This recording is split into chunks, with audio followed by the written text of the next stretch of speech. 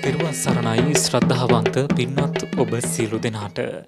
පින්වත්නි, සැමසිත සුවපත් කරන්නට ලෞතුරු ශ්‍රී සද්ධර්මය මුළු ලොවටම බෙදා හරින බෞද්ධ නාලිකාවේ මහනුවර මධ්‍යස්ථානයේ මගින් ඔබ වෙත ගෙන එන මේ උතුම් සදහම් දේශනාව මෙලෙසින් ආරම්භ කිරීමටයි මේ සූදානම් වන්නේ.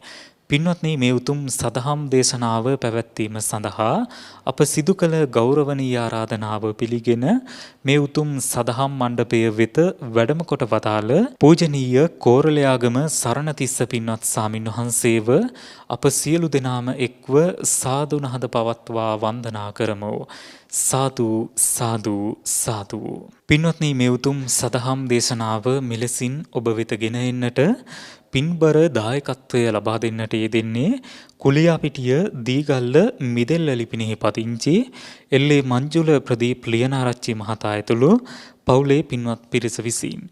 එසේනම් ඔබ අප කෙරෙහි මෙත් සිතින් මේ උතුම් සදහම් දේශනාව පවත්වන්නට ගෞරවනීය දේශකයන්න් වහන්සේට නමස්කාර පූර්වකව ආරාධනා කර සිටිමු. අවසරයි ස්වාමීන් වහන්ස. සාදු සාදු සාදු. සමන්ත චක්කවාලේසු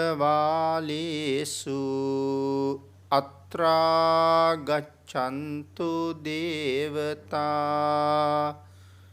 සද්ධම්මං මුනි රාජස්ස සුනන්තු සග්ග මොක්ඛදං ධම්මස්සවන කාලෝ අයං බදන්තා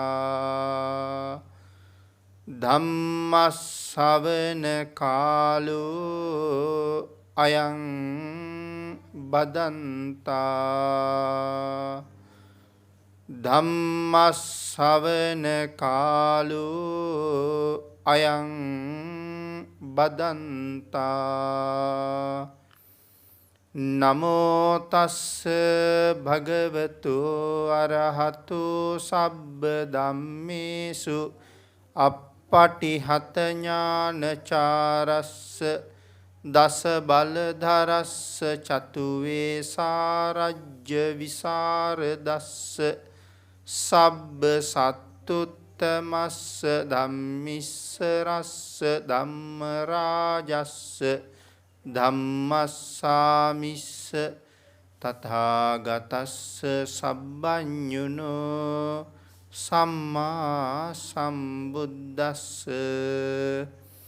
නමෝ තස්ස භගවතු අරහතු සබ්බ ධම්මේසු අප්පටිහත ඥානචාරස්ස දස බලධරස්ස චතුවේ සාරජ්‍ය විසරදස්ස සබ්බ සත්තුත්තමස්ස ධම්මිස්ස රස්ස ධම්ම රාජස්ස ධම්මස්සාමිස්ස තථාගතස්ස සබ්බඤුනෝ සම්මා සම්බුද්දස්ස නමෝ තස්ස භගවතු අරහතු සබ්බ ධම්මේසු අප්පටිහත ඥානචාරස්ස දස බලධරස්ස චතුවේ සාරජ්‍ය විසරදස්ස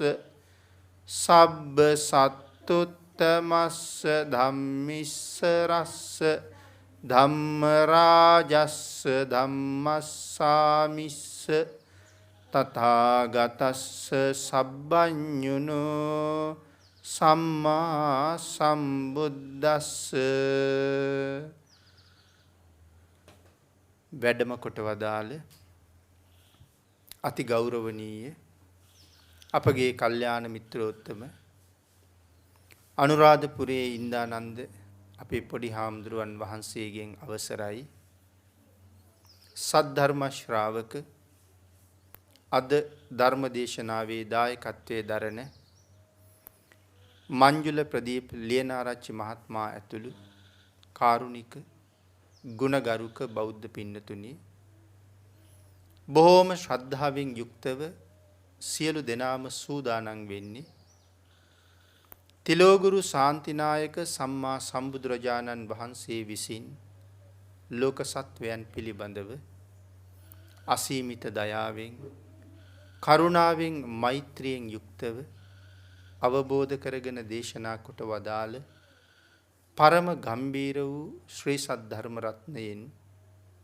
අබමල් රේණුවකටත් වඩා අඩු බොහෝම පුංචි කොටසක් දේශනා කරවගෙන ධර්ම ගෞරවය පෙරදරි කරගෙන දේශනාගත ධර්මයේ ශ්‍රවණය කරන්නත් එසේ ධර්ම ශ්‍රවණය කිරීමෙන් ලැබෙන අවවාද අනුශාසනා තම තමන්ගේ ජීවිතවලට එකතු කරගෙන වඩාත් නිවැරදි මෙලව ජීවිතයක් ධර්මානුකූලව සකස් කරගන්නත් නිවැරදි වුණ මෙලව ජීවිතයක් තුලින් සුගතිගාමී වූ පරලොව ආයති භවයකින් සැනසෙන්නත් අවසානයේ තම තමන් විසින් ප්‍රාර්ථනා කරන බෝධියෙන් සැප සහිත ප්‍රතිපදාවෙන් ඊටම ඉක්මන් භවයක උතුම් චතුරාර්ය සත්‍ය ධර්මයේ අවබෝධ කරගෙන මේ සසරින් එතර වීමේ බලාපොරොත්තු ඇතුවයි ධර්ම ශ්‍රවණය කරන්න සූදානම් වෙන්නේ.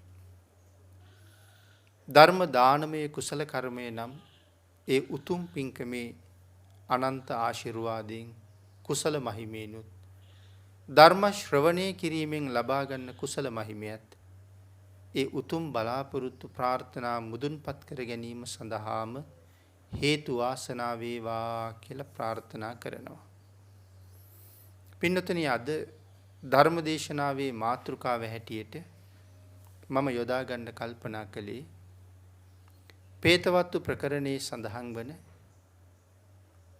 උරග වර්ගයේ නාග කියන පේතවත්තුව.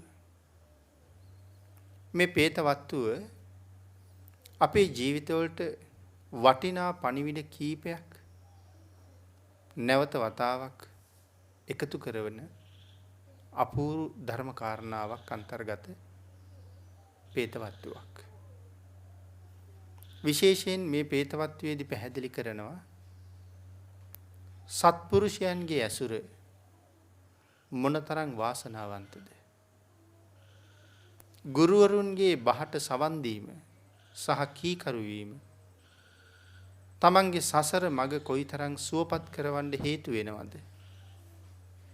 ඒ වගේම සිල් නොරැකීම, දන් නොදීම, මසුරුකමින් ජීවත් වීම මේ ජීවිතයට පමණක් නෙමෙයි සාංශාරික ගමනට මොනතරම් අනර්ථයක්ද කියන විශේෂ කරුණු කීපයක් මේ පේතවත්වයෙන් අනාවරණය වෙනවා.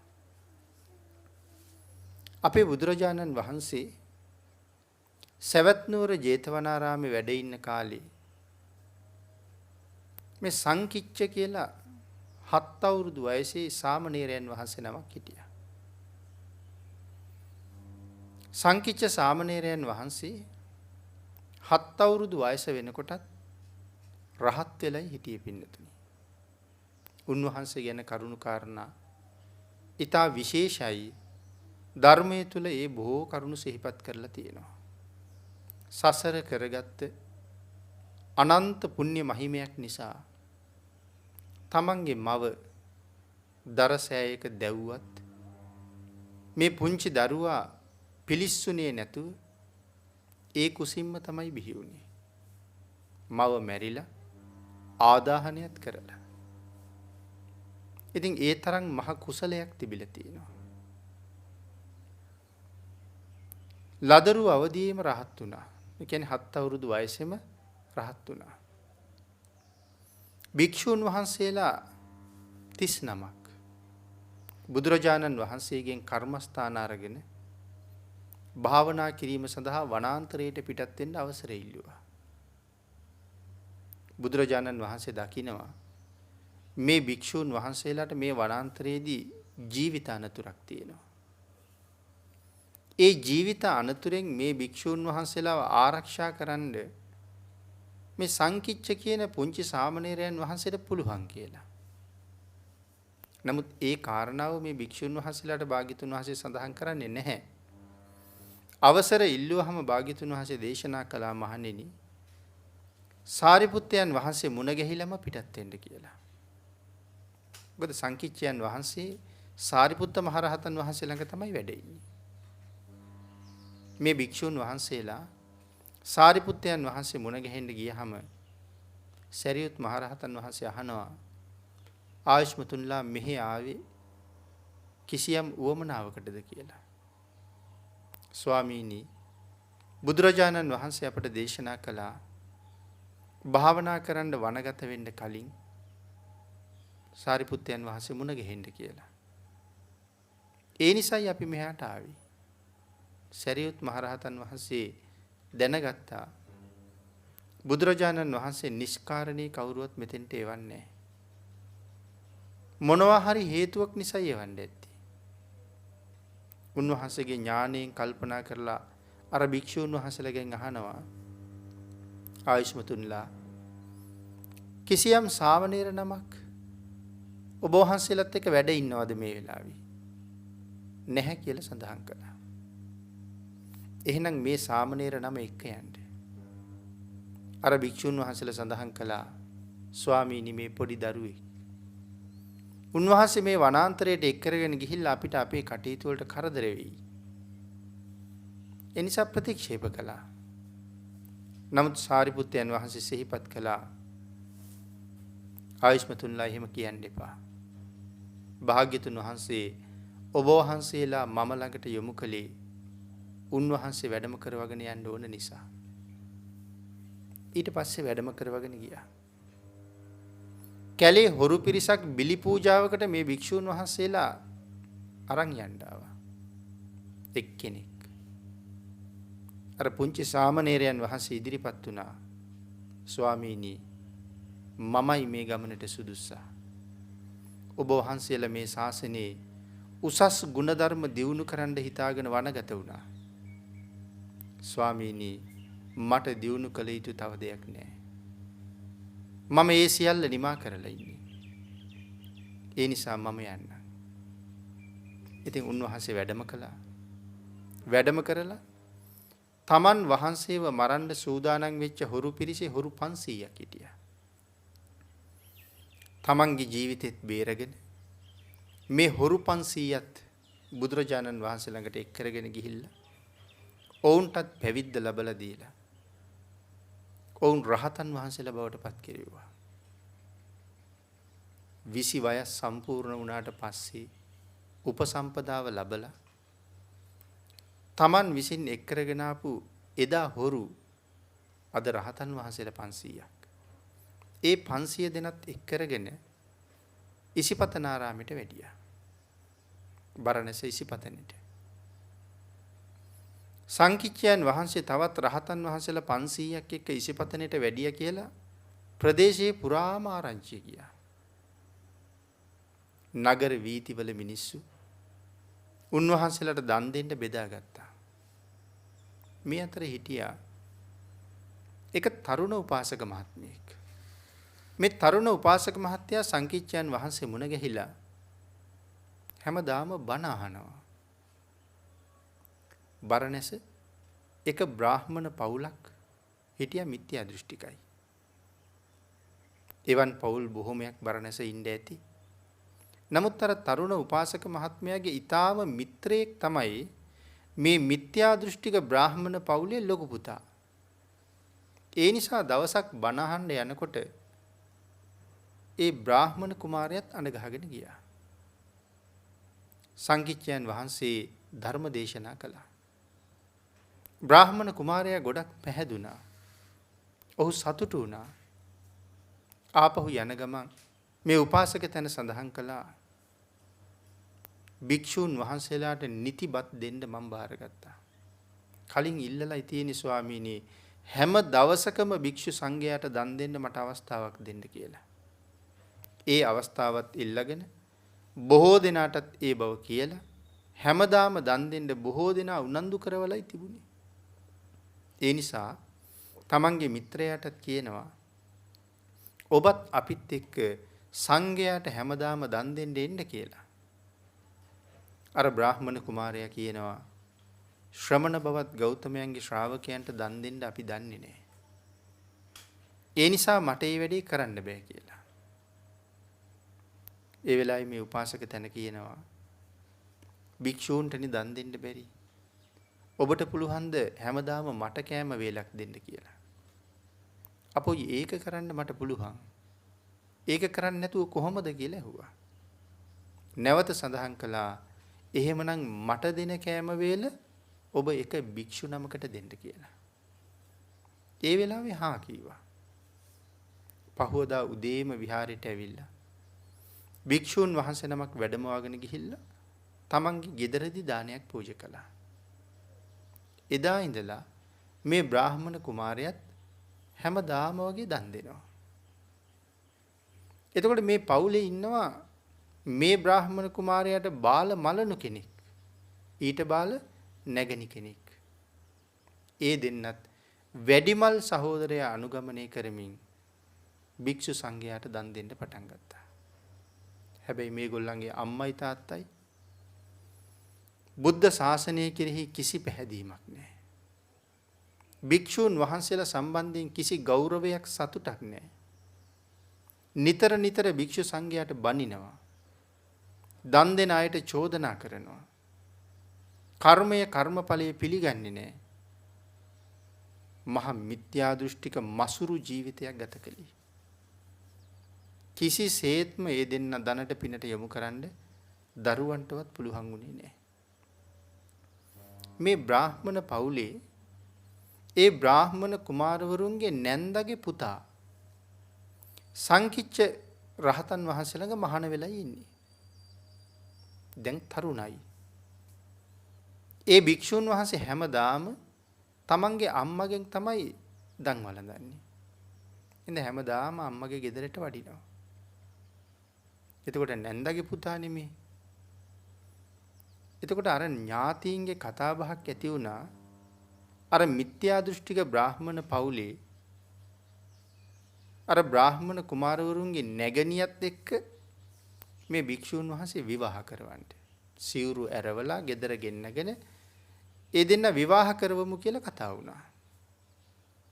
ඒ පණිවිඩේ අම්මටත් කීවා. අම්මත් සතුටුයි. අම්මා ඒක භික්ෂුන් වහන්සේටත් සඳහන් කළා. පස්සේ කාලේ උන්වහන්සේත් කැමති වුණා. දැන් ශාසනික ලැබියාව ටික ටික අඩුයි. දැන් කැමති ගෙදර ගිහිල්ලා මාමගේ දුව විවාහ කරගන්න. සංකිච්ඡයන් වහන්සේ ළඟට ගිහිල්ලා මේ තරුණ සාමණේරයන් වහන්සේ අහනවා ස්වාමීනි මට ගෙදර යන්න ඕනේ. මට මහානදම් පුරණ එක ඇති කියලා හිතෙනවා. මට අවසර දෙන්න කියලා. රහතන් වහන්සේ සඳහන් කළා හොඳයි කමක් නැහැ. ඔබට දැන් ගෙදර යන්න ඕනේ. ගෙදර යන්න. හැබැයි තව මාසයක් ඉඳලා යන්න. හාමුදුරුවෝ බොහෝම කැමති වුණා. දැන් ගෙදර යන්න අවසර තියෙනවා. තව මාසෙයි මහානකමේ ඉන්න ඕනේ. පින්නතනේ මෙහෙම මාසෙම ගෙවිලා ගියා. මාසෙ ඉවර වුණාට පස්සේ ගිහිල්ලා ගුරු හාමුදුරන්ගෙන් අහනවා ස්වාමීනි මගේ කාලේ දැන් ඉවරයි. මට දැන් අවසර දෙන්න ගෙදර යන්න. රහතන් වහන්සේ සඳහන් කළා සාමණේර තව දවස් 15ක් ඉන්නකෝ. දැන් මාසයකට වඩා අඩුයිනේ. හරි සතුටින්ම දවස් 15ම හිටියා. දවස් 15කින් යන්න පුළුවන්. දවස් 15 ඉවර කරලා ගිහිල්ලා ආයෙත් කියනවා ස්වාමීනි මට දැන් අවසර දෙන්න එහෙනම් කියලා. රහතන් වහන්සේ සඳහන් කළා සාමණේර ඔය හිටියා වගේ තව දවස් 7ක් ඉන්න බැරිද කියලා. ගුරු ගෞරවය බොහොම ඉහළින් තියෙනවා. ඒ හින්දා සඳහන් කළා හොඳයි කමක් නැහැ ස්වාමීනි. තව දවස් 7යිනේ මම ඒකත් ඉන්නම් කියලා. පින්නතිනි ඔය දවස් 7 ඇතුලේ අර බ්‍රාහ්මණ පවුලේ ඒගොල්ලන්ගේ ගෙදර කඩා වැටුණා. පුතාලා දෙන්නයි, දුවයි, අම්මයි තාත්තයි 5 දෙනාම බිත්තිවලට යට වෙලා මැරිලා ගියා. කල්යාණ මිත්‍රයෙක් මුණ ගැහුණ නිසා මේ බ්‍රාහ්මණ පවුලේ ලොකු පුතා ශාසනයට නැඹුරු වුණා. වැඩිමහලු සහෝදරයා ශාසනයට නැඹුරු වෙච්ච නිසා මල්ලිත් නැගණියත් ශාසනයට නැඹුරු වුණා. මේ 3 දෙනාම මැරිලා බූමාටු දෙවියෝ හැටියට ඉපදුනා. අම්මයි තාත්තයි പ്രേත ලෝකේ උප්පත්තිය ලැබුවා. දවස් 7ම ගත වුණා. සාමණේරයන් වහන්සේ බොහොම සතුටින් දැන් ගෙදර යන්නේ. රහතන් වහන්සේ ළඟට ගිහිල්ලා කියනවා ස්වාමීනි 7 දවසේ ඉක්ම ගිහිල්ලායි තියෙන්නේ. එහෙනම් මට අවසර දෙන්න දැන්. රහතන් වහන්සේ සඳහන් කළා සාමණේරේ මදක් ඉවසන්න. එදා හවස් වෙනකන් හිටියා. දැන් ඉර බැහැලා යන්න ඕන්න මෙන්න. රහතන් වහන්සේ අර සාමණේරයන් වහන්සේට ආයෙ කතා කළා. සාමණේර යන් එන්න මගෙත් එක්ක කියලා. ඉසිපතනාරාමේ පිටිපස්සෙන් තියෙන පාර දිගේ අර සාමණේර භික්ෂුන් වහන්සේත් එක්ක ටිකක් දුර වැඩම කළා. ඒ වැඩම කරනකොට අර බූමාටු දෙවිවරු හැටියට ඉපදිච්ච බ්‍රාහ්මණ කුමාරවරු දෙන්නයි ඒ බ්‍රාහ්මණ කුමාරී 3 දෙනාම මේ දිව්‍ය සභාවකට යක්ෂ සභාවකට කියලා මෙතන සඳහන් කරන්නේ. එහෙම සභාවකට යන්න සූදානම් වෙනවා. වැඩිමහලු බ්‍රාහ්මණ කුමාරයා ගමන් කරන්නේ සුදු පාට ඇත් යානාවකින්. දෙවියෙක්. දෙවනි කුමාරයා ගමන් කරන්නේ අශ්ව වෙළඹුන් 4 දිනක් යොදාපු අශ්ව රථයකින් දිව්‍යමය අශ්ව රථයක්. ඒ වගේම අර දිව්‍යාංගනාව ඇයට තියෙන්නේ දිව්‍ය විමානයක්. ඒ විමානෙන්ම තමයි ඇය එහාට මෙහාට ගමන් බිමන් යන්නේ. ඇය රූපයෙන් ඉතාම ලස්සනයි. සඳහන් කරනවා ඕෂධී තාරකාව යම්සේ අහසේ බැබලෙනවද ඇයත් හාත්පස ආලෝකමත් කරමින් බැබලෙනවා කියලා. දැන් මේ 3 දෙනාම අර සභාවට යන්න පිටත් වෙලා. මේගොල්ලන්ගේ අම්මයි තාත්තයි പ്രേත ලෝකේ ඉපදිලා යකඩ මුගුරු දෙකක් අරගෙන ඔවුනොවුන්ට පරුස වචනයෙන් බැනගනිමින් අර යකඩ මුගුරෙන් පහර දී ගන්නවා. പ്രേතයා ප්‍රේතියට පහර දුන්නාම කලගෙඩියක් වගේ ලොකු ගෙඩියක් හැදෙනවා. ඉතින් പ്രേත ශරීර ලස්සන නැහැනේ පින්නතුනි. සඳහන් කරලා තියෙනවා මේ දැවුන තල් කඳක් වගේ කියලා. ගිනි වැදිච්ච තල් කඳක් වගේ ඊටාම විරූපී. පෙනුම හරි භයානකයි. ඉතින් අර යකඩ මුගුරෙන් පහර දුන්නාම කලගෙඩියක් වගේ ගෙඩියක් ඇවිල්ලා ඒ මොහොතේම ඒක පැසවනවා. පැසවලා පුපුරනවා. පුපුරලා ලේයි සැරවයි දෙකම වැක්කිරෙනවා. එතකොට പ്രേතයා දුවගෙන ගිහිල්ලා අර പ്രേතියගේ gediya පුපුරලා වැක්කිරෙන ලේයි සැරවයි එයා බොනවා.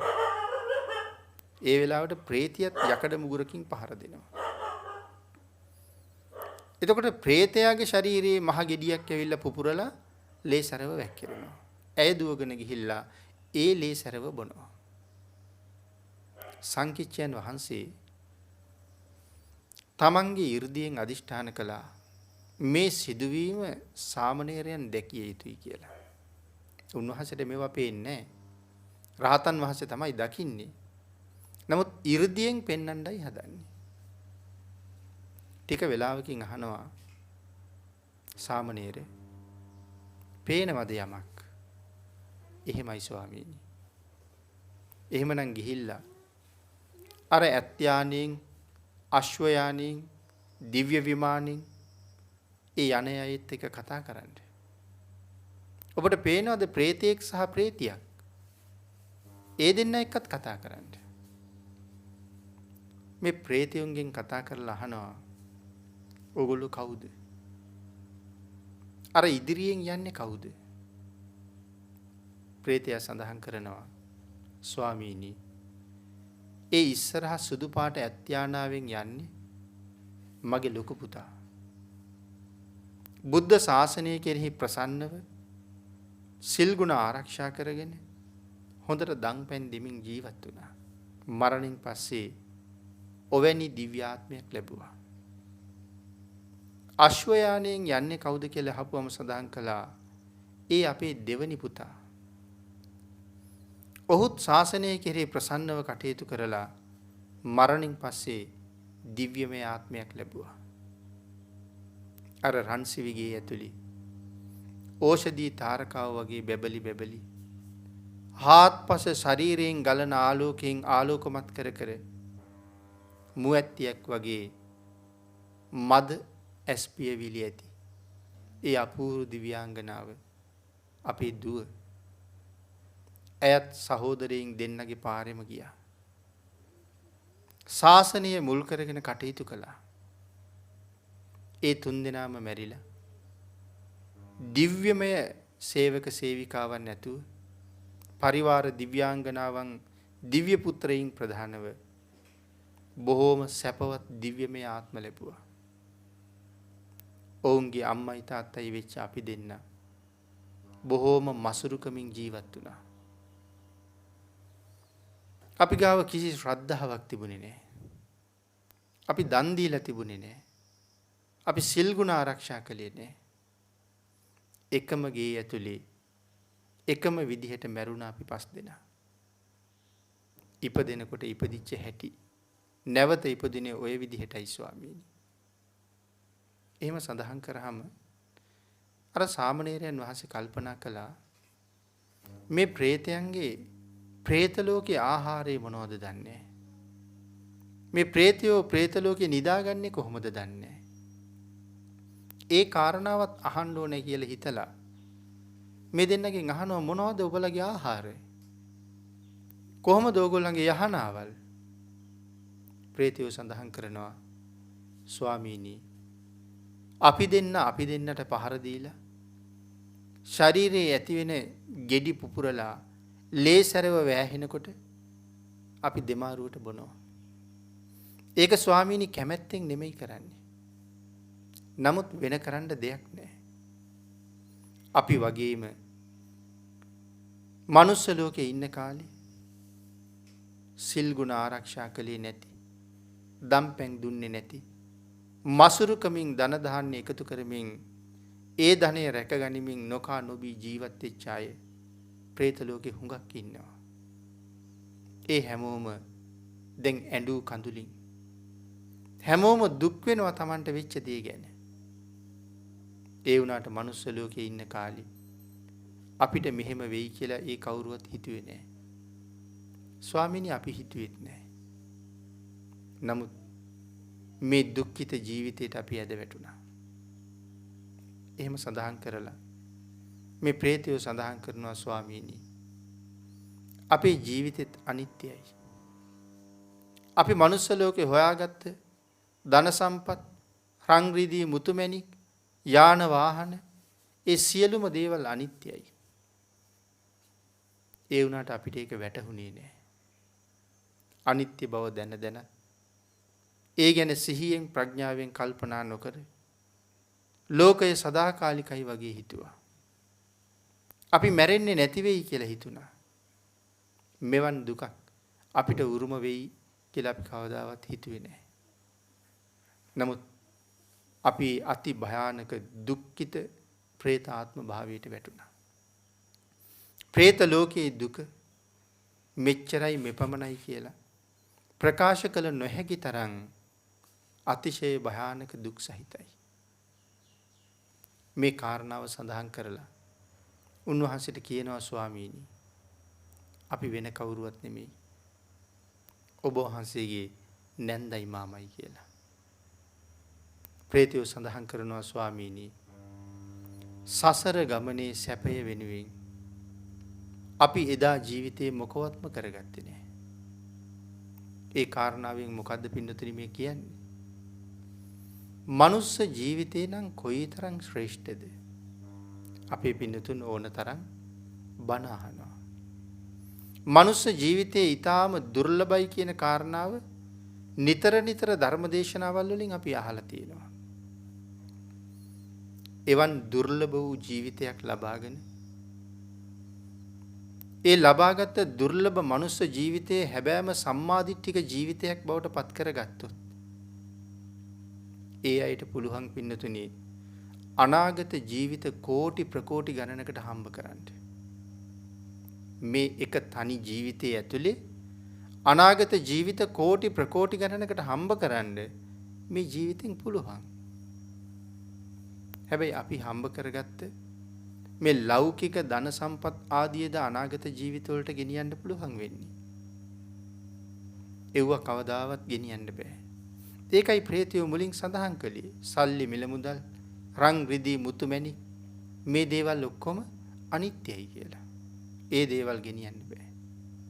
ලෝකේ ඉන්න පළවෙනි කෝටිපතියටවත් මේ ජීවිතෙන් පස්සේ හම්බෙන ඊළඟ ආත්මයට 725ක්වත් ගෙනියන්න බැරි බව අපි හැමෝම හොඳටම දන්නවා. හරි හම්බ කරගත්ත දෙයක් ඇත්නම් කවදා හරි මෙලවින් යනකොට ඒ ඔක්කොම මෙලව දාලා අපිට එලව යන්න සිද්ධ වෙනවා. එතකොට මොනවද අනාගත ජීවිත කෝටි ප්‍රකෝටි ගානකට හම්බ කරන්න මෙහෙදි පුළුවන් කියලා කියන්නේ? ඒ තමයි පින්නතුනි දන් දීලා. දැන් දක්ඛින විභංග සූත්‍රයේ කොයිතරම් අපූර්වට බුදුරජාණන් වහන්සේ මේ ටික පැහැදිලි කරනවද? තිසරණ සහිත පන්සිල් ආරක්ෂා කරන කෙනෙකුට නැත්නම් මේක සඳහන් කරන්නේ තිසරණ තියෙන කෙනෙකුට කියලා. මුලින්ම තිසරණ තියෙන කෙනෙකුට ආහාර වේලක් ලබලා දුන්නොත් අනාගත ජීවිත කීයකට හම්බ කළා වෙනවද? අනාගත ජීවිත අසංකේයයකට කෑම හම්බ කරලා තියෙනවා. තිසරණ තියෙන උපාසක කෙනෙකුට ආහාර වේලක් දුන්නාම. තිසරණ නැති ඔය පෘතජ්ජන සීලවන්ත කියලා අපි කියන මට්ටමේ කෙනෙකුට දුන්නොත් අනාගත ජීවිත ලක්ෂයක්. අනාගත ජීවිත ලක්ෂයකට කෑම හම්බ වෙනවා. අනාගත ජීවිත ලක්ෂයක් තුල ආහාරයේ හිගයක් අපිට නැහැ. නමුත් මේ තිසරණ තියෙන කෙනයි මේ පෘතජ්ජන සීලවන්තයයි අතර තියෙන වෙනස කොච්චරද? අපි වින්නතුන් හිතන්නකෝ. අපේ ගෙදරක මොකක් හරි අපි උත්සවයක් කරනවා. ඒකට සෑහෙන පිරිසකට ආරාධනා කරනවා. අපි කියමු 1001කට ආරාධනා කළා කියලා. ඒ 1001න් 1000ක්ම පෘතජ්ජන සීලවන්තයි. එක්කෙනෙක් ඉන්නවා තිසරණ තියෙන කෙනෙක්. දැන් එතකොට අර පෘතජ්ජන සීලවන්තයින් 1000ට කෑම දුන්නාම එක්කෙනෙකුට ලක්ෂේ ගානේ එක්කෙනෙකුට කෑම දුන්නාම අනාගත ජීවිත ලක්ෂයක් මට ආහාර ලැබෙනවා. එතකොට එක්කෙනෙකුට දුන්නාම ලක්ෂේ ගානේ එවන් 1000කට කෑම දෙනවා. ඒ 1000ට කෑම දුන්නාම මට අනාගත ජීවිත කීයක් ආහාර පාන වලින් සම්පූර්ණ වෙන්න පුළුවන්ද? ඒක හොයන්න ලක්ෂේ 1000න් ගුණ කරන්න ඕනේ. ඒ 1000ට කණ්ඩ දුන්නාම අනාගතයේ උපදින ආත්ම 1.8ක් අපිට ආහාර පාන හිග නැහැ. ඒ ලක්ෂයට කෑම දුන්නාම ලැබෙන අනාගත ජීවිත ගාන ලියන්න වෙන්නේ 1.8කින්. නමුත් තිසරණ තියෙන පුජ්‍යලයකට කෑම දුන්නාම අනාගත ජීවිත කීයක් සුවපත් වෙනවද කියන කාරණාව ලියන්න වෙන්නේ 1.140කින්. දැන් පේනවද වෙනස? 1000කට කෑම දීලා අනාගත ජීවිත 1.8ක විපාක දෙනවා. තිසරණ සහිත එක පුද්ගලයෙකුට කෑම දීලා අනාගත ජීවිත 1.140ක විපාක දෙනවා. එතකොට තිසරණයි පන්සිලුයි තියෙන කෙනෙකුට කෑම දුන්නොත්, සෝවාන් ආර්යයන් වහන්සේ නමකට කෑම දුන්නොත්, රහතන් වහන්සේ නමකට දන් දුන්නොත්, තිලෝගුරු භාග්‍යතුන් වහන්සේට දන් දුන්නොත්, අද කාලේ ජීවමාන සම්මා සම්බුද්ධ සංඥාව පෙරටු කරගෙන තිට්ඨන්තේ නිබ්බුතේ චාපි සමේ චිත්තේ සමං පලං කියන දේශනා පාඨයට අනුව හරියට සම්බුද්ධ පූජාවක් කරගන්න ලැබුණොත් අනාගත ජීවිත කීයක් ආහාරයෙන් සුවපත් වෙනවද කියන කාරණාව ගණනින් ප්‍රකාශ කරලා නැහැ කොතනවත්. එහෙනම් ඒකයි මම සඳහන් කළේ මේ මනුස්ස ජීවිතයේ ඉඳලා පුළුවන් අනාගත ජීවිත කෝටි ප්‍රකෝටි ගානකට හම්බ කරන්න කියලා. ඒ ආහාර පාන භවභෝග සම්පත්. නමුත් අනාගත ජීවිතේ යහපත් ශ්‍රේෂ්ඨ මනුස්ස ජීවිතයක් බවට පත් කරගන්න නම් ඒ දානයත් එක්ක සීලයත් අපි ගාව තියෙන්න ඕනේ. සීලයෙන් උපදින තැන තීරණය වෙනවා. දානයෙන් ඉපදුනාට පස්සේ ලැබෙන දේ තීරණය වෙනවා. එතකොට අර ප්‍රේතයින් දෙන්න සඳහන් කරනවා අනාගත ජීවිත සුවපත් කරන ඒ වැඩපිළිවෙලට අපට යන්න බැරි වුණා. අපේ බුදුරජාණන් වහන්සේ දේශනා කරපු එක සූත්‍ර දේශනාවක් තියෙනවා මා පුණ්‍ය භායි සූත්‍රය කියලා. මහණෙනි පිනට බය නොවව් කියලා සඳහන් කරන්නේ. මා පුණ්‍ය භායි කියන්නේ එකයි මහණෙනි පිනට බය වෙන්න එපා. මහණෙනි අනාගතයේ සැප විඳින්න බලාපොරොත්තු වෙනවා නම් යම් කෙනෙක් ඔහු විසින් ඒකාන්තයෙන්ම කුසල් රැස් කරගත යුතුමයි. අද ජීවිතයේ යම් දුකක් යම් අඩුපාඩුවක් කනස්සල්ලක් කනගාටුවක් තියෙනවා නම් ඒ පෙර කරගත්ත අඩුපාඩුවක ප්‍රතිඵලයක්මයි. අහවල් දේ නෑනේ. අහවල් විදිහට ඉන්න අපට බෑනේ. එහෙම හිතෙනවා නම් කැමති නම් ඒ විදිහට ජීවත් වෙන්න. මේ ජීවිතෙන් කළ යුත්තේ මොනවද? දන් දීලා ඒ අවශ්‍යතාවය සම්පූර්ණ කරන්න කටයුතු කරගන්න. ඒකයි සඳහන් කළේ මහණෙනි පින කියලා කියන්නේ සැපයට නමක්. සැප කැමති සත්වයා කළ යුත්තේ පින්මයි කියලා දේශනා කළා. අර ප්‍රේතයින් තමන් ඒ ස්වාමින් වහන්සේගේ නැන්දයි මාමයි කියලා සඳහන් කරාම ස්වාමින් වහන්සේට ඇති වුණේ මහා පුදුම සංවේගයක්. ඒ සංවේගය නිසා ස්වාමින් වහන්සේ තමන්ගේ ආචාර්යයන් වහන්සේ දිහාට හැරුණා. ආචාර්යයන් වහන්සේ දිහාට හැරිලා සංකිච්ඡයන් වහන්සේ ළඟ දන ගහලා වැඳලා සංකිච්ඡයන් වහන්සේට කියනවා අනේ ස්වාමීනි මට සමා වෙනසේක්වා. මට සමා වෙන්න ස්වාමීනි මට සමා වෙන්න. ඔබ වහන්සේ පරම කල්යාණ මිත්‍රයෙක්. මම සිවුරු ඇරලා ගෙදර යන්න අහපු වෙලාවේ ඔබ වහන්සේ මට මාසයක් ඉන්න කිව්වා. මට දවස් 15ක් ඉන්න කිව්වා. මට දවස් 7ක් ඉන්න කිව්වා. ස්වාමීනි ඒ විදිහට මාව ටික ටික මේ ශාසනය ඇතුලේ ශාසනය අත්හරින එකෙන් ප්‍රමාද කරපු නිසා මට සිද්ධ වුණේ මහ යහපතක්. වැටෙන්න තිබිච්ච මහ ප්‍රපාතයකින් ඔබ වහන්සේ මං ආරක්ෂා කරගත්තා. එහෙම සඳහන් කරමින් තමන්ගේ ආචාර්යයන් වහන්සේට තමන්ගේ කෘතවේදී බව ප්‍රකාශ කළා. දැන් බලන්න පින්නතුනි ගුරුවරයාගේ අවවාදයට සවන් දීලා මාසයක් ඉන්න කියනකොට කිසිම අකමැත්තක් නැතුව මාසයක් හිටියා. දවස් 15ක් ඉන්න කියනකොට එහෙමත් හිටියා. දවස් 7ක් ඉන්න කියනකොට එහෙමත් හිටියා. දැන් සමහර වෙලාවට අපිට ඔහොම අවවාදයක් ලැබුණොත් අපි එහෙම ඉඳීද? එහෙම කීකරු බවක් අපි ළඟ තියෙනවද කියලා අපිම හිතලා බලන්න ඕනේ. සමහර වෙලාවට අපේ දරුවන්ටත් තරුණ වයසේ හදිසි තීරණ ගන්න යනකොට මව්පියෝ හරියට අවවාද කරනවා. ඉගෙනගෙන ඉවර වෙනකන් ඉන්න. තව ටිකක් දැනුම් තේරුම් ඇති වෙනකන් ඉන්න.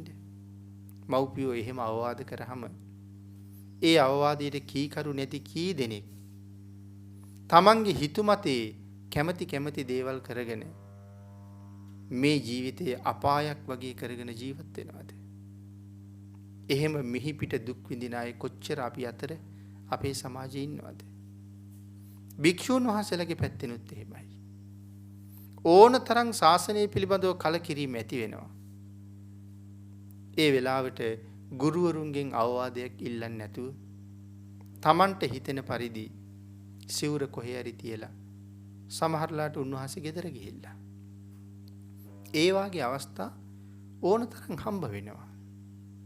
නමුත් ඒ ගියපු කිසි කෙනෙක් බොහොම යහතින් සතුටින් සැපතින් ජීවත් වෙනවා වගේ අපිට පේන්න ඉන්නවද? ඒ හැමෝම ඊට දුක්ඛිත ජීවිත ගත කරන්නේ. හේතුව ගුරුවරයාගේ මව්පියන්ගේ අවවාදයට කන් දුන්නේ නැති නිසා. එතකොට මේ බ්‍රාහ්මණ මිත්‍යා දෘෂ්ටික බ්‍රාහ්මණ පවුලේ 3 දෙනෙක් දෙව්ලොව ගියා. අර එක සත්පුරුෂ උපාසක මහත්මයෙක් ඒ පවුලේ වැඩිමහල් පුතා තමන්ගේ පැත්තට නම්මාගත්ත නිසා නේද දරුවෝ 3 දෙනාටම සුගති ගමනක් තිබුණේ. සත්පුරුෂයාගේ ආශ්‍රය හැමදාම සැපයක්. ගුරුවරුන්ගේ වැඩිහිටියන්ගේ අවවාදයට කීකරු වෙන එක මේ සංසාර ගමනේ Tamanට මහත් ලොකු සැපයක්. දන් දෙන එක, සිල් ගුණ පුරන එක සුගතිගාමී ජීවිතයකට Tamanට අත්‍යවශ්‍ය කාරණාවක්. මේ පේතවත්තුවත් මුල් කරගෙන පින්නතුනි අපි අරගත යුතු අනික් ආදර්ශය තමයි බුදුරජාණන් වහන්සේ දේශනා කරපු විදිහට තිසරණයි පන්සිලුයි ආරක්ෂා කරගෙන ශක්ති ප්‍රමාණයෙන් දම්පැන් පූජා කරමින් දසදාන වස්තුවම සම්පූර්ණ කර ගනිමින් ශ්‍රද්ධාවන්ත ජීවිත ගත කරන අය මේ සංසාරේ අතරමං වෙලා නැහැ කවදාවත්. ඒ භාග්‍යතුන් වහන්සේ දේශනා කළේ දසදාන වස්තුවක් සම්පූර්ණ කරගන්න. ඔබට මතක ඇති අපේ භාග්‍යතුන් වහන්සේ බෝධිසත්වවදී එක ජාතක කතාවකත් බරණැස් රජුරවන්ට ඔය අවවාදේ කරනවා. මරණය කොච්චර ඉක්මන්ද? රජුව අහපුවාම නැත්නම් මේ හංසයා ජවන හංස ජාතකයේ මේ කතාව තියෙන්නේ. ජවන හංසයෝ කියලා කියන්නේ නොපෙනෙන තරම් වේගයෙන් ඉගිලෙන අයට. ඉතින් මේ හංසයාගේ වේගය රජුරවන්ට පේන්නේ නැහැ. නමුත් හංසයා සඳහන් කරනවා රජුරවන්ට තමන්ගේ වේගය යම් ආකාරයකින් පෙන්නලා මහරජා මේක මගේ උත්කෘෂ්ඨ වේගයක් නෙමෙයි. මේක මගේ සාමාන්‍ය වේගය. උත්කෘෂ්ඨ වේගය මීට වඩා හරි වේගවත්. මේ හංසයා සූර්යයාට වඩා වේගෙන් ගිල්ලෙනවා. ඒ තරම් වේගවත්. ඉතින් උත්කෘෂ්ඨ වේගය නෙමෙයි මේ පෙන්නුවේ සාමාන්‍ය වේගය මගේ සාමාන්‍ය ගමන කියලා කියහම රජුරුව පස්සේ අහනවා මිත්‍රයා උඹේ උත්කෘෂ්ඨ වේගයටත් වඩා වේගෙන් ගමන් කරන දේවල් ලෝකේ තියෙනවද? මහරජා මොනව අහනවද?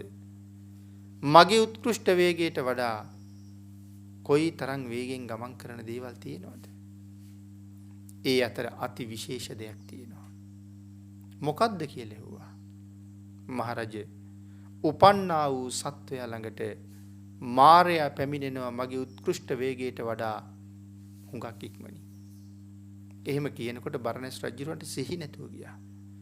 මරණය එච්චර වේගෙන් අපි හොයාගෙන එනවද කියලා. නැවත රාජපුරුෂයෝ මුහුණට පැන් ඉහලා රජුරවන්ට සිහි ගැන්නුවාට පස්සේ රජුරුව අහනවා ස්වාමීනි මරණය ඒ තරම් වේගෙන් අපි හොයාගෙන එනවනම් ඒ මරණයට මුහුණ දෙන්න කලින් අපි මොනවද කරගන්න ඕනි? ආන් මේ වෙලාවේ මහබෝසතාණන් වහන්සේ හංසෙක් හැටියට බරණැස් රජුරන්ට අවවාදයක් කරනවා. මහරජා මොකටද බය වෙන්නේ? මරණය ඒ තරම් වේගෙන් අපි කරා එනවා කියලා බය වෙන්න අවශ්‍ය නැහැ. හැබැයි ප්‍රමාද නොවි පින් කරගන්න. මහරජා දසදාන වස්තුවම සම්පූර්ණ කරන්න. මහරජා සරණශීලී පිහිටන්න. එතකොට දසදාන වස්තුව කියලා කියහම අපි දසදාන වස්තුව දන්නවා. ඇයි බුදුරජාණන් වහන්සේ දසදාන වස්තුවක් සම්පූර්ණ කරන්න කිව්වේ? දසදාන වස්තුවම ජීවිතයක සම්පූර්ණ කරගත්තහම ඊළඟ ඉපදෙන භවයක මේ ජීවිතේ අපිට දැනුණනම් යම් අඩුපාඩු ටිකක් එවන් කිසිම අඩුපාඩුවක් නැහැ. හැම පැත්තෙන්ම ਸਰව සම්පූර්ණයි. ඒකටයි දසදාන වස්තුව සම්පූර්ණ කරගන්න කියලා කියන්නේ. අනිත් කාරණාව පින්නතුනි සරණ සීලේ මනාව පිහිටියාම තමන්ටත් හොඳ රැකවරණයක්. තමන්ගේ දරුවන්ටත් හොඳ රැකවරණයක්. දැන් සාමාන්‍යයෙන් අපි හිතලා බලන්නකෝ. අපේ ගෙදර කියලා කියන්නේ හතරමං හන්දියක් වගේ තැනක්. මේ සංසාරේ හරි පුදුමයි. හතරමං හන්දියේදී මොකද්ද වෙන්නේ? හැම පැත්තෙම එන පිරිස හතරමං හන්දියේදී එකට මුණ ගැහෙනවා. නමුත් ඒ අය තමන් හිතාගෙන ආපු වෙන වෙන පැතිවලට ආයේ එතනදී වෙනම පිටත් වෙනවා. අපේ ගෙදර වෙලා තියෙන්නේ ඕකමනි පින්නතුනි. ස්වාමියා දන්නේ නැහැ බිරිඳ ආවේ කොහේ ඉඳලාද කියලා. බිරිඳ දන්නේ නැහැ ස්වාමියා ආවේ කොහේ ඉඳලාද කියලා. එතකොට ඒක ටිකක් ගැඹුරු කරුණක්. තමන් බිරිඳ හොයාගත්තේ මොන ගමෙන්ද කියන කාරණාව නෙමෙයි මේ කියන්නේ. ඇය මේ ලෝකෙට ආවේ කොහේ ඉඳලාද කියලා ස්වාමියා දන්නේ නැහැ. ස්වාමියා මේ ලෝකෙට ආවේ කොහෙද ඉඳලාද කියලා බිරිඳ දන්නෙත් නැහැ. ඒ දෙන්නට දාව ඉපදිච්ච දරුවෝ මේ ලෝකෙට ආවේ කොහේ ඉඳලාද කියන කාරණාව ඒ දෙන්නම දන්නේ නැහැ. දැන් ගෙදර ඉන්න 4-5 දෙනා කොහෙන් ආවද කියලා දන්නේ නැහැ නේ කවුරුවත්. ඊට පස්සේ මේ අය මැරෙනවා. සමහරලාට මව්පියන්ට කලින් දරුවෝ මැරෙනවා. නැත්තම් දරුවෝ ඉන්නකොට මව්පියෝ මැරෙනවා. නැත්තම් වැඩිමහලු දරුවෝ ඉන්නකොට බාල දරුවෝ මැරෙනවා. ඉතින් ඒ අය මැරිලා කොහෙද ගියේ කියලා අපි දන්නෙත් නැහැ. තමන් මේ ලෝකෙට ඇවිල්ලා යම් ක්‍රමයකට ජීවත් වුණාද? තමන් රැස් කරගත්ත දේවලට අනුව තමන්ගේ ගමන ගිහිල්ලා තියෙනවා. හොඳම කාරණාව අර බ්‍රාහ්මණ පවුලෙන් අපිට පැහැදිලි වෙනවා. මිත්‍යා දෘෂ්ටිකව හිටපු අම්මයි තාත්තයි പ്രേත ලෝකේ ඉපදුනා. කල්යාණ මිත්‍රයෝ නිසා තුනුරුවන්ට ලෙන්ගතු වෙච්ච දරුවෝ 3 දෙනා දිව්‍ය ලෝකේ ඉපදුනා. പ്രേත ආත්මික ඉඳගෙන තමන්ගේ දරුවෝ විඳින සැප දකින්නවා. නමුත් කතා කරලා කියන්න බෑ. බේර ගන්න වෙන ක්‍රමයක් නැහැ. තමන් අතිශයින්ම දුක් විඳිනවා. සමහර පවුල්වල දරුවෝ හරීම ධාර්මිකයි. අපි කියන්නේ අතිජාත පුත්‍ර කියලා. දරුවෝ බොහෝම ධාර්මිකයි. අවජාත, අතිජාත, අනුජාත එහෙම දරුවෝ පිළිබඳව සඳහන් කරලා තියෙනවා. මව්පියෝ තරම්වත් ගුණ නැති දරුවෝත් ඉන්නවා. මව්පියන් සමානව ගුණ ඇති දරුවෝත් ඉන්නවා. මව්පියන්ට වඩා ගුණ ඇති දරුවෝත් ඉන්නවා. ඉතින් අර බ්‍රාහ්මණ පවුලෙත් එහෙමමයි. මව්පියන්ට වඩා දරුවෝ 3 දෙනාම සිල්වත් ගුණවත්. සමහර පවුල්වල දරුවන්ට වඩා මව්පියෝ සිල්වත් ගුණවත්. හැබැයි අපි මව්පියෝ හැටියට කැමති නම් අපේ දරුවොත් සුගතියට යනවට. ඒ දරුවෝ සුගතිගාමී කරන්න නම් මුලින්ම කළ යුත්තේ අපි සිල්වත් වෙන එක. අපි සිල්වත් වෙලා දරුවන්ටත් ඒ යහමඟ කියලා දීලා අපි හැමෝම යහමාර්ගයේ ගමන් කරනකොට අපි මේ සමාජයට මහත් සත්පුරුෂයෝ බවට පත් වෙනවා. මොකද සිල් ගුණ රකින්න අයට යම් කෙනෙක් යම් දෙයක් දුන්නොත් වතුර උගුරක් වේවා, බෙහෙත් පෙත්තක් වේවා, ඒ අයට මොනතරම් කාලයකට නිරෝගී බව ලැබෙනවද බෙහෙත් දුන්නොත්? තිසරණයි පන්සිලුයි තියෙනවා නම් අපිට බෙහෙත් වේලක් දුන්න කෙනාට අනාගත ජීවිත අසංකේයයක් නිරෝගී බව ලැබෙනවා. ලෙඩ වුණත් අවශ්‍ය බෙහෙත අවශ්‍ය වෙලාවට ළඟ තියෙනවා. එහෙනම් ලෙඩ වුණත් දුකක් නැහැ. බෙහෙත් තියෙනවා. සාපපාසා දුකෙන් අත මිදෙන්න පුළුවන්. අන්න ඒකයි ධර්මයේ සඳහන් කළේ පුළුවන් තරම් ආත්මාර්ථකාමී වෙන්න කියලා. ඒ ආත්මාර්ථකාමී වෙන්න කියන්නේ අපි අර සඳහන් කරන මහ කූට කපටි ආත්මාර්ථකාමීත්වය ගැනද මේ කියන්නේ. තමන්ගේ ආත්මයට අර්ථයක් කරගන්න කෙනා ආත්මාර්ථකාමියා කියලා ධර්මානුකූලව හඳුන්වන්නේ. තමන් හොඳ ආත්මාර්ථකාමියෙක් වෙනකොට තමන් නිකම්ම හොඳ පරාර්ථකාමියෙක් වෙනවා. ඒ කොහොමද පරාර්ථකාමියෙක් වෙන්නේ? ඒ සිල්වත් ගුණවත් අයට දන් දෙන පුද්ගලයන්ට මොනතරම් යහපතක් සැලසෙනවද? එතකොට අපි නිකම්ම පරාර්ථකාමී වෙලානේ. අන් අයට මහ පුදුම යහපතක්. ඒකයි සඳහන් කළේ තමන් ආත්මාර්ථකාමී වෙනකොට නිකම්ම පරාර්ථකාමී වෙනවා කියලා. ධර්ම දේශනාවට තියෙන කාලයේ නිමා වෙමින් තියෙන නිසා පින්නතුනි අපි මේ പ്രേතවත්තුව නාග කියන പ്രേතවත්තුව ආශ්‍රයෙන් කරුණු කීපයක් අපේ ජීවිතයට කෙටියෙන් ගලපුවා ගත්තා. සංකිච්ඡයන් වහන්සේ ළඟ හිටපු ශාසනය පිළිබඳව ඇල්ම අතහැරපු අර තරුණ භික්ෂූන් වහන්සේ තමන්ගේ ආචාර්යවරයාගෙන් සමාව ඉල්ලලා ස්වාමීනි බ්‍රහ්මචර්යාව ආරක්ෂා කරගෙන මේ ශාසනයේ දිගටම පවතින්න මට අනුග්‍රහ කරනසේක්වා කියලා ඉල්ලීමක් කරාම සංකිච්ඡයන් වහන්සේ උන්වහන්සේට කර්මස්ථානයක් ලැබලා දුන්නා. ඒ කර්මස්ථානයේ ප්‍රගුණ කරලා ඒ තරුණ භික්ෂුන් වහන්සේ ඊටා කෙටි කාලයකින් සව් කෙලෙස් නැසලා රහත් වුණා. සංකිච්ඡයන් වහන්සේ ඒ කාරණාව ලෞතුරා බුදුරජාණන් වහන්සේට මතක් කළා. අපේ භාග්‍යතුන් වහන්සේ මේ ධර්ම කාරණාව අර්ථෝත්පත්ති කරගෙන එතන රැස් වෙලා හිටපු විශාල පිරිසකට ධර්ම දේශනා කළා.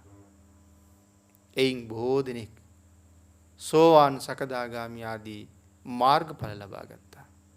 තව බොහෝ දෙනෙක් සම්මා දිට්ඨිය පිහිටලා සුගතිගාමි ජීවිතවලට මඟ හදාගත්තා.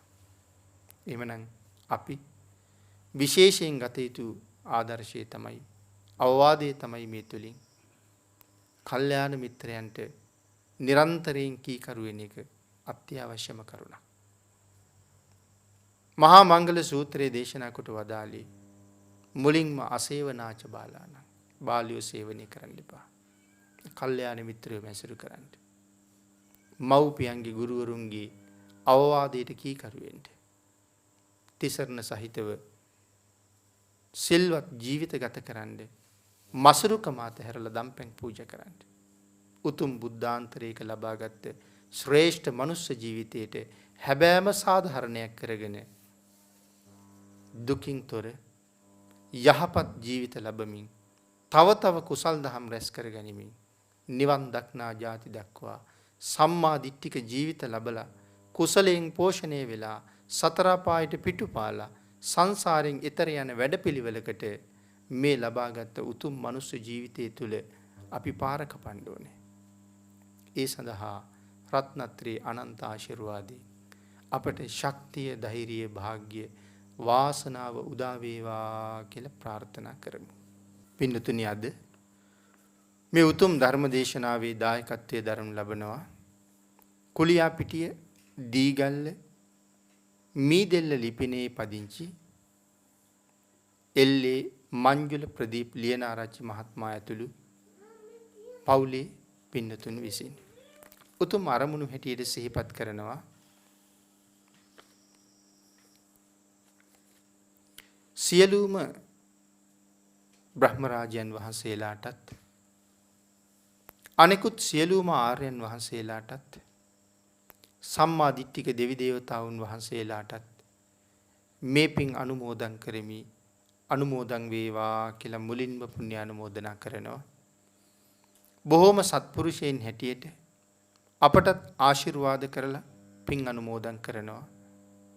ඒ වගේම අපේ මව්පියොත් සිහිපත් කරලා මව්පියන්ටත් ආශිර්වාද කරලා තියෙනවා. මේ උතුම් ධර්ම දේශනාව සිද්ධ කරලා අපි රැස් කරගත්ත සද්ධර්ම දානානිසංසයත් මංජුල මහත්මයා ඇතුළු සත්පුරුෂ පිරිසට අනුමෝදන් වේවා කියලා අපි ප්‍රාර්ථනා කරනවා. දේශකයන්න් වහන්සේ ප්‍රාර්ථනා කරන බෝධියකින් අමා මහ නිවනින් සැනසීම උදා කර ගනිත්වා.